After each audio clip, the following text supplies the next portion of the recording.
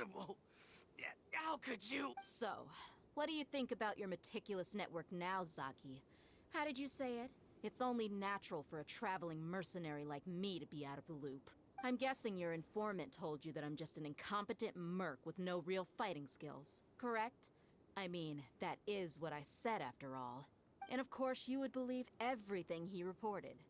The only thing you know about me is that I'm a mercenary, but you've never seen me in action. Even though you heard we went to handle monsters together, you believed that Candace was the only one doing all the real fighting. That so-called Flame Mane is just a fraud. She admitted it herself. She just uses her connections to gain the trust of others.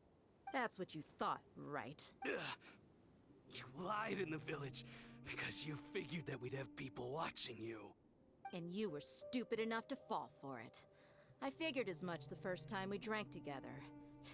You all thought you were so smart. Pathetic. Okay, that should be all of them. Whoa! So you've been planning this since we were in Aru Village? No task can be done without preparation. I just have... Oh, but instead of catching them right away, you let them report back. Those two who were snooping around were just a couple small fries. Oh, you mean the funny names she mentioned back in... That's just a bunch of drunk talk. Edgar and Delavar... Alcohol has... What about Zaki? He's just a numbskull who fell right into our trap. Zaki was probably the best hidden of them all. My initial plan was to find Delavar first. That's what you wanted to ask when we were at Uncle Anpu's house, right? Jabari is one of the villagers you talked to. You know, the one who wanted to treat Isak and his grandpa to some food. Wait, so he's a radical too? No, he isn't. I just needed to tack on a random villager name to make the eavesdropper think that I was making some wild guesses based on my impression. Wow, what a genius idea! Ah, you're too kind. It was straight from the usual playbook, if I'm honest. So, that thing you were saying before, is it really true?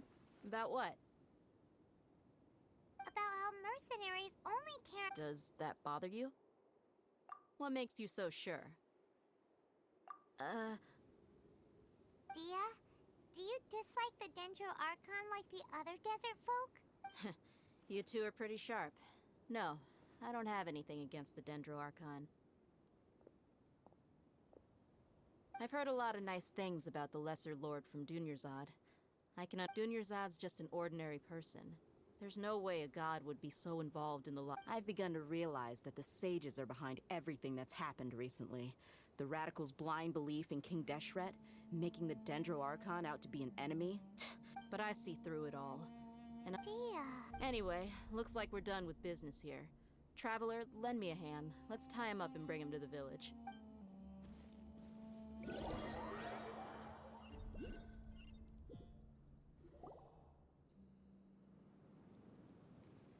This should be all of them. I'll let you take it from here. All right. I'll be in touch. Candace, do you need any help? Candace will be okay on her own. I trust her, so you can too.